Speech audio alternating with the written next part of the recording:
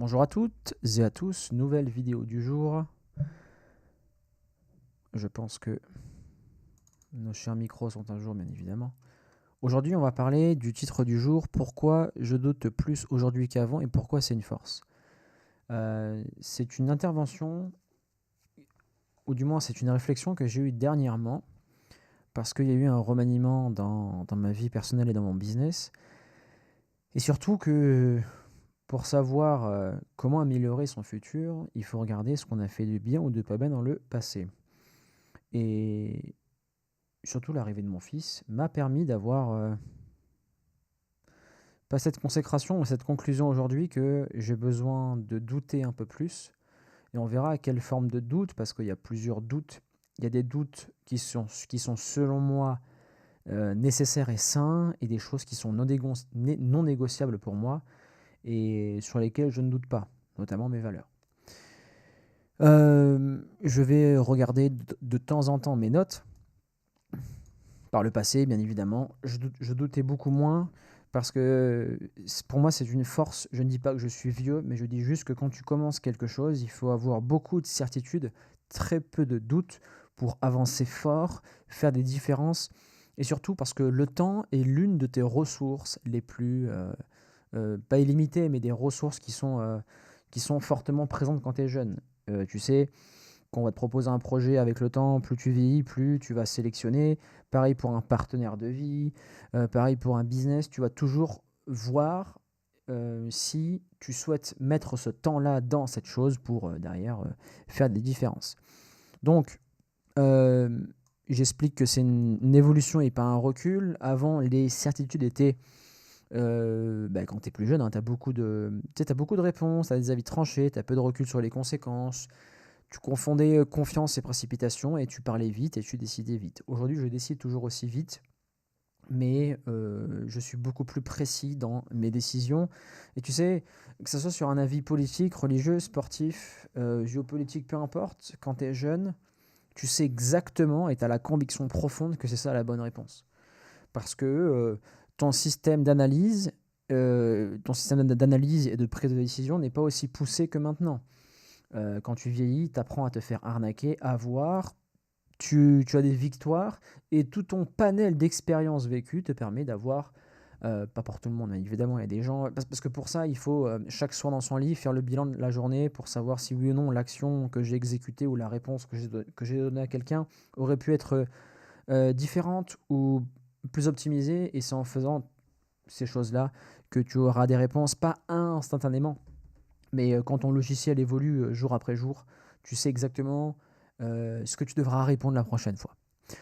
Et j'ai noté dans le troisième point de cette vidéo qu'il y a eu un basculement avec l'exposition au réel. Quand tu prends le temps, au début quand tu es jeune, tu as très peu d'expérience, tu as beaucoup de certitudes et tu passes à l'action. Dernièrement, avec mon épouse, on était à un restaurant ici en Andorre et à côté de moi, il y avait des types qui parlaient, qui disaient des jeunes, voilà, tu te rends compte frérot, pour avoir une boutique e-commerce et pour tout exploser, il faut faire 3000 en l'année, tu as 20 à 30% de marge, derrière tu fais pas mal d'argent à l'année. Bon, s'ils ne savent pas, c'est que ça va pas se passer comme ça, il y aura moins de marge, même les meilleurs sont pas aussi élevés en marge. Il y a tout de l'opérationnel derrière, il y a le juridique, il y a la création de produits, bref, il y a plein de choses à prendre en compte au niveau de l'e-commerce qui ne savent pas, mais ils ont l'intention. Et c'est ça qu'il faut valoriser, et je veux absolument que ces gens-là passent à l'action, se prennent un mur pour vite réajuster et avoir de l'expérience et savoir si oui ou non c'est fait pour eux, ce type de business. Tu as aussi conscience que quand tu... Moi, j'avais investi par le passé dans une application de coaching que j'avais moi-même, enfin, que j'avais financé plusieurs personnes. Je l'ai créé deux fois. La première fois, j'ai mis 50 000 euros sur la table. La deuxième fois, j'ai mis 7 000 euros. Et ces applications-là, bien évidemment, m'ont rapporté plus que mon investissement. Mais avec le temps, j'ai compris que les décisions ont des coûts et des effets réels sur mon futur. Et depuis que j'ai Charles, mon garçon, et les futurs enfants que je vais avoir qui vont arriver, je ne suis plus seul dans le bateau. Avant, je pouvais me retrouver à la rue ou peut-être faire une grosse erreur et en payer les conséquences. Mais là, quand je paye la facture de ma décision, c'est mon épouse et mon fils qui vont payer l'addition et moi dans l'équation. Mais quand tu comprends ça, et aussi, vu que maintenant je travaille en famille et toute l'équipe avec laquelle on travaille dans mon entreprise, C'est des gens de valeur que j'apprécie. Je n'ai pas envie que ces personnes-là se retrouvent en difficulté par ma faute. C'est pour ça que chacune de mes décisions, maintenant, je doute beaucoup plus avant de les prendre parce que je sais exactement que derrière les conséquences, elles peuvent être très graves. Ok? Et enfin, je commence à ralentir avant d'affirmer. Par exemple, je sais pas, si mon fils me posera une question, papa, qu'est-ce que tu en penses de ça? Ou est-ce que tu as la réponse par rapport à ça? Parfois, je vais lui répondre, mon fils, je ne sais pas. Pose la question à notre GPT national. Je ne sais pas. Je n'ai pas encore le recul. Antoine, qu'est-ce que tu en penses de telle et telle situation? Je ne peux pas te donner un avis tranché parce qu'aujourd'hui, je n'ai pas les datas pour avoir la réponse A d'un côté et la réponse B de l'autre. Voilà. Bien évidemment, j'ai des avis tranchés sur certaines choses, mais quand on me pose la question, par exemple, si demain on pose la question, voilà Antoine, est-ce que tu voudrais créer un autre business à côté? Antoine, est-ce que tu voudrais avoir 2, 3, 4 enfants? Mon épouse et moi, mon épouse, elle en voulait 4 au début, maintenant on est plus sur du 3, parce que depuis qu'on a Charles, on a compris, on a vu ce que ça coûtait, non pas en termes d'argent, mais en termes d'énergie. Il faut avoir un staff autour de soi. En fait, à partir de 3 enfants, c'est autre chose. C'est pour ça que d'ailleurs les classes moyennes occidentales, notamment en France, font 2 enfants, parce qu'à partir de 3, il n'y a pas forcément de gros avantages. Et pour avoir un langage business, tu sais, le ratio, avoir plus d'enfants et bénéfices, tu le payes plus au détriment de ta santé, de ton énergie et du portefeuille qu'au niveau du bonheur que tu vas avoir. C'est pas le cas pour tout le monde, mais la grande majorité en font 2. Et c'est pas pour rien. Donc on a parlé du basculement du réel. Et enfin, le doute d'aujourd'hui, moi je l'ai redéfini. C'est-à-dire que quand je doute, ce n'est plus une hésitation. Tu sais, avant quand tu es jeune, tu peux douter, savoir si oui ou non, tu peux avoir des peurs. Maintenant, le doute, c'est je pèse dans la balance. C'est que de la probabilité. C'est des mathématiques pures et simples entre si je fais le choix A, je sais ce que je vais avoir comme réponse, et si je fais le choix B, je sais aussi ce que je vais avoir comme réponse. Où est-ce que je veux aller? Quel est le sacrifice et le prêt à payer, et quels sont les bénéfices que je vais avoir? Si on reprend l'exemple des enfants, quand on a un, tu sais que le bénéfice, tu sais que le coût en termes d'argent et d'énergie va être bas, si on parle de façon factuelle du point de vue matériel, mais derrière, pour l'enfant, le coût il va être aussi élevé parce qu'il ne pourra pas partager, il ne pourra pas avoir une fratrie. Avoir une fratrie, c'est exceptionnel. Il se sentira souvent seul, alors que quand on fait plus, il y aura une meilleure cohésion, enfin, pas forcément, mais il y aura plus un enrichissement de partage dans le sport, dans le jardin, dans la cour de récréation avec des frères et sœurs. Ils auront des souvenirs toute leur vie, ou peut-être qu'ils vont se détester toute leur vie.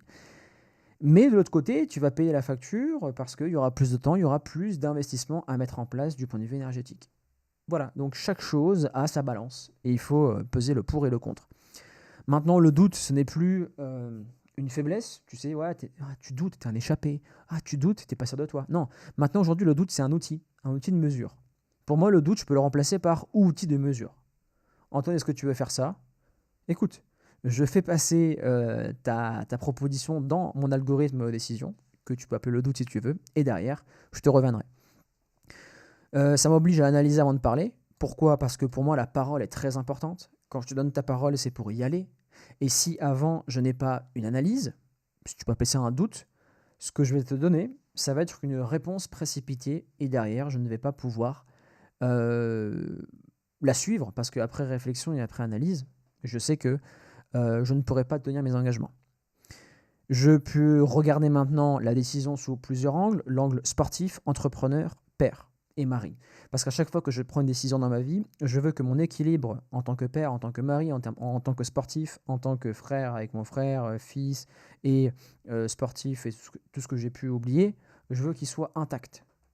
Parce que le prêt à payer, je ne suis pas prêt à payer n'importe quel prix pour la proposition que je vais avoir.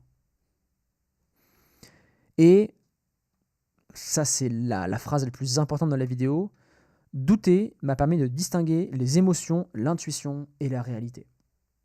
Voilà. La réalité, elle est factuelle. Qu'est-ce que me dit mon intuition? Il faut faire attention parce que l'intuition, ça peut être une somme accumulée de son inconscient. C'est-à-dire que tu crois que c'est de l'intuition, mais non, c'est juste que ton cerveau a appris, avec un paradigme X ou Y, à prendre des décisions de la sorte. En fait, tu es juste un esclave de ce que tu penses intuition, mais c'est juste une répétition de croyances ou d'un paradigme. Voilà. L'intuition, c'est qu'est-ce que tu veux vraiment au fond de tes tripes et comment tu sens les choses. Et enfin, la réalité et mes émotions. Important, il y a des jours où je ne prendrai pas de décision parce que mon émotion est négative. Je me suis pas levé de la bonne façon, j'ai eu une tension dans tel et tel domaine de ma vie et à ce moment-là, si je prends tu sais, il y a une phrase qui dit: «Ne prends jamais de décision quand tu es très heureux et très énervé ou très triste». Il faut de la neutralité émotionnelle pour prendre des décisions froides et ce sont les décisions froides qui te permettent derrière de plus ou moins, pas avoir raison, mais avoir des résultats concluants et éviter de faire des erreurs. 5e point, la prudence et la responsabilité. La prudence n'est plus de la peur. Maintenant, j'ai conscience des conséquences et des responsabilités que j'ai. J'accepte que je peux me tromper et je suis totalement en accord avec ça. C'est le travail d'un leader, d'un entrepreneur, d'une personne qui veut avancer. Si tu veux avancer dans la vie, tu es obligé de te tromper pour réajuster. Voilà. Il faut aller à l'échec, il faut aller à l'erreur. Un peu comme dans la musculation, l'échec permet de vraiment aller au bout et de derrière créer une adaptation musculaire. Moi, je veux créer une adaptation intellectuelle ou physiologique quand je fais et quand je prends une décision. Être responsable de ce que je dis et ce que je fais, ça on l'a vu, ma parole. Et surtout, quand d'autres peuvent être impactés. Ça, je l'ai déjà dit, dans le bateau, je ne suis plus seul. J'ai expliqué en début de vidéo, c'est la hiérarchie du doute. C'est-à-dire que je doute plus qu'avant, je doute mieux, et je ne mets plus au même niveau mes doutes sur mes opinions, qu'ils soient personnelles, politiques, religieux, peu importe. Ça, il y a des choses sur lesquelles je doute et je ne veux pas aller plus loin parce que ça ne m'intéresse pas. D'autres que je doute et je veux absolument aller en profondeur pour avoir une opinion clé. Les interprétations. Parfois, j'ai un doute sur l'interprétation. Ça peut être par exemple avec mon épouse en espagnol. Un doute très simple, je fais une recherche et derrière, j'admets si j'ai tort ou si j'ai raison avec elle lorsqu'on parle à table parce que je fais souvent, et elle aussi, on fait des traductions littéraires et parfois non. Un peu comme toutes les langues. Je doute surtout sur 2 choses, les stratégies et les chemins possibles. Quand tu as assez d'expérience, tu sais qu'une décision peut t'amener à différents chemins et quand tu sais ça, la question n'est plus, si tu dois le faire ou non, mais comment le faire? Et c'est ça quand tu as de l'expérience et c'est ça qui fait qu'un ancien est meilleur qu'un jeune, pas dans l'exécution ou du moins dans l'intensité parce que le jeune a plus d'énergie, plus d'intensité, quoique. Parce qu'il travaille de façon efficiente, l'ancien. Mais quand tu es plus expérimenté, tu connais les chemins et tu sais quoi et comment choisir, un peu comme quand tu fais une randonnée et que tu connais par cœur le chemin.